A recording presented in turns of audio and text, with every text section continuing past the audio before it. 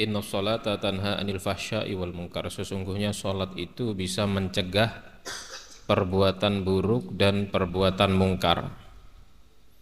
Bagaimana ketika ada seseorang yang melaksanakan sholat tapi maksiat jalan juga, seperti kita ini. Orang-orang seperti kita sholat setiap hari tapi maksiat tetap jalan, masih makan riba, kadang juga ada yang mabuk atau yang lainnya. Sholat tapi masih maksiat. Ternyata banyak ulama-ulama mentafsiri tentang ayat ini. Di antaranya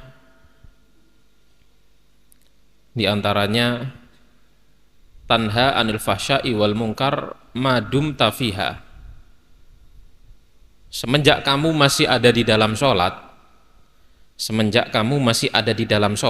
ketika kamu sedang sholat, itu kamu nggak mungkin maksiat. Ketika kita dalam keadaan sholat, lagi sholat ini, kan nggak mungkin maksiat. Makan aja enggak, minum enggak, apalagi maksiat. Masuk sholat sambil maksiat, kan enggak. Itu diantara daripada makna inna sholata tanha anil fahsya'i wal munkar. Kayaknya ini yang paling cocok untuk kita. Kalau yang lainnya agak berat tafsirnya. Dikatakan sholat itu di situ ada bacaan Al-Quran. Di dalam bacaan Al-Quran isinya mau'idhah. Isinya apa? Mau'idhah. Mau'idhah itu adalah nasihat. Al-Quran kan isinya nasihat. Ketika kita membaca ayat-ayat Al-Quran, otomatis itu adalah menasihati diri kita. Tapi masalahnya di antara kita ini siapa yang faham artinya Al-Quran? Kadang baca Fatihah nggak tahu artinya, kan gitu. Kalau faham artinya enak. Al-Quran itu isinya mau'idhah, nasihat. Kemudian menasihati diri kita. Ketika kita sholat membaca Al-Quran berarti kita menasihati diri kita. Ketika nasihat itu masuk ke dalam hati kita, maka kita akan menjadi orang yang selalu merasa diawasi oleh Allah Subhanahu wa taala. Kalau kita menjadi orang yang selalu diawasi oleh Allah Subhanahu wa taala, niscaya akan meninggalkan kemaksiatan. Kenapa? Mau maksiat, dia ingat selalu diawasi oleh Allah Subhanahu wa taala. Nah, tapi masalahnya berapa di antara kita yang faham arti Al-Qur'an? Tapi kalau yang tadi itu lebih gampang. Semenjak kita di dalam sholat nggak mungkin maksiat. Kalau sholat masih maksiat, Allahu Akbar masih maksiat, kenemenan itu berarti. Pas sholat saya maksiat, kan kenemenan itu berarti.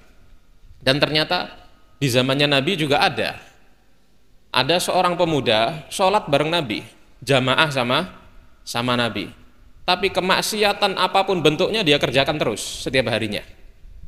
Sholatnya bareng Nabi setiap hari di belakang Nabi. Tidak ada satupun maksiat kecuali dia kerjakan. Kemudian para sahabat mengadukan kepada Nabi, ya Rasulullah, ini pemuda dari kaum Ansor, sholat di belakangmu setiap hari, tapi setiap hari maksiat. Bagaimana ini Rasulullah? Rasulullah gampang, cuma mengatakan, satanhahu sholatuh. Sholatnya yang akan menghentikan dia dari kemaksiatannya. Beberapa hari kemudian ditakdirkan orang ini bertobat kepada Allah dan meninggalkan seluruh kemaksiatan yang dia kerjakan.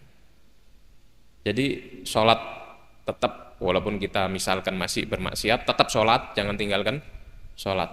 Tetap, insya Allah kemaksiatan-kemaksiatan itu lama-lama kita akan berhenti dari yang kita kerjakan daripada kemaksiatan tadi itu. Lama-lama, bertahap, insya Allah berhenti. Jadi jangan meninggalkan sholat, jangan pernah meninggalkan sholat walaupun Anda masih bermaksiat. Senakal apapun Anda, sepreman apapun Anda, kalau masalah sholat jangan ditinggalkan. Apakah ini ayat ini tidak betul? Pasti betul. Ayat nggak mungkin nggak betul, pasti betul ayat ini. Kalau bukan sekarang kita berhenti, mungkin pada suatu saat kita akan berhenti dari maksiat. Walhasil banyak daripada tafsir-tafsir ayat inna sholata tanha anil fahsya'i wal munkar. Wallahu a'lam.